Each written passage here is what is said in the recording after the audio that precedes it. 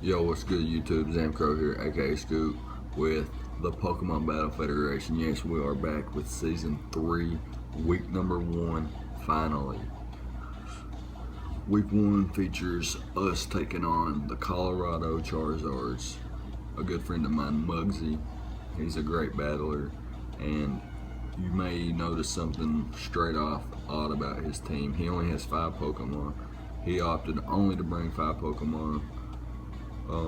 He had problem getting 6 Pokemon for his team or something, I'm not sure, but he didn't want to forfeit because he didn't have his Pokemon, so he chose to play with 5 instead. I tried to talk him out of it. I tried to, get him to ask around more, tried to prolong the time that we had to prepare, but he opted to bring 5 Pokemon. I was reluctant, but what can I do?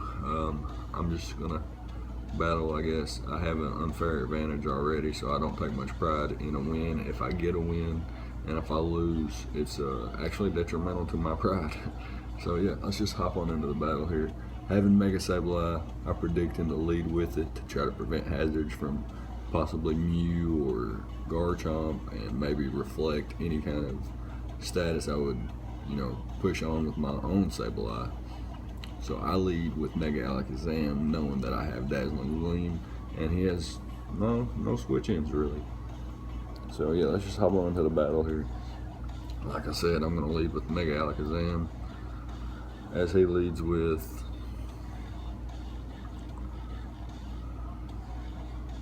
he does lead with the Sableye, which is fine. He fears the Dazzling Gleam and switches out almost immediately. I don't even think he thought about that play. Immediately just switched out, which was genius, to be honest. Aromatisse can eat this Dazzling Gleam better than anybody else on his team, I probably believe.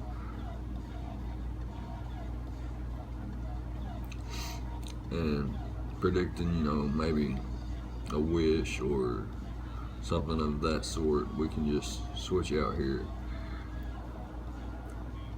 into our Rotom Heat.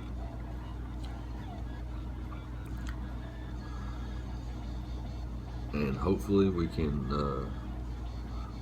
scare him out here.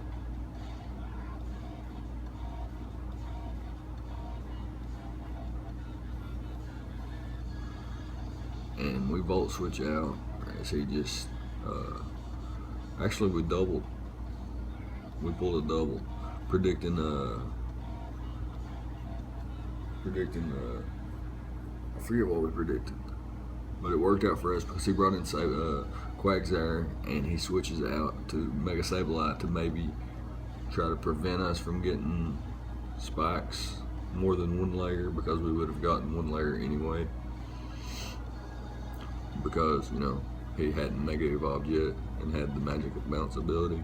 And here we set up a sub with a Selgor, which is a sub Baton Pass set with U-Turn and Bug Buzz.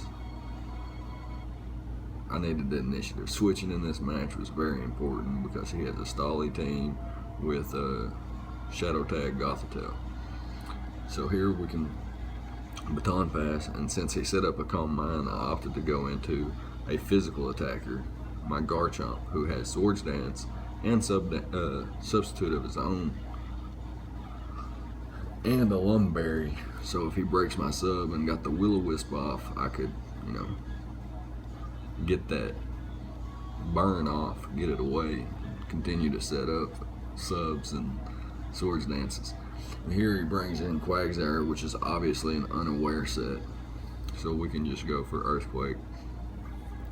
And we can go for Earthquake and Earthquake and Earthquake over and over and over until he runs out of Recover. He will run out of Recover before we run out of Earthquake and Dragon Claw combined. And without Ice Beam, he's not really doing much damage to us. Scald is neutral.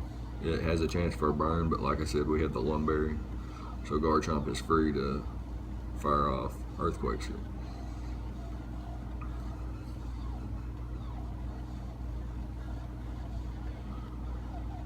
Quagsire is one of the most annoying Pokemon there is. And he opts to go for the Scald here, hoping for a burn, which, like I said, would not have mattered. Again, we have the Lumberry, and we're able to pick up the kill on Quagsire here. And it actually, yeah, depending on what he brought out here, it actually looked like a wrap already. But since he brings out the Aromatisse, we can't go for a Swords Dance because, you know, potential for the fairy type attack. So we just go into Earthquaking again and knock it out at +2. And Dugtrio Sucker Punch ain't gonna do much damage, and it breaks any potential sash it has with my Rough Skin, so Dragon Claw easily knocks out. Dugtrio's defense is something similar to wet toilet paper.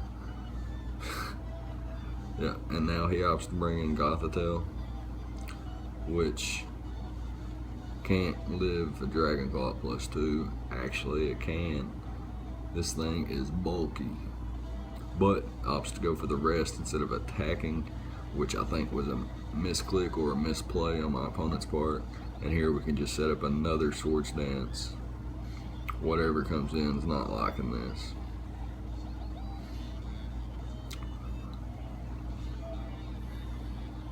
Actually, we don't set up the Swords Dance. We go straight for the Earthquake. Now we set up the Swords Dance. That's my bad, guys.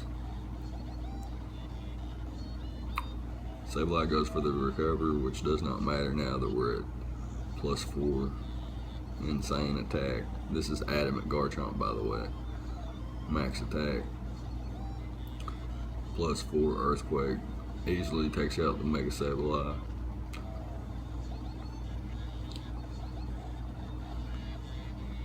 And now, judging by the damage that it did earlier at +2, +4 should easily OHKO.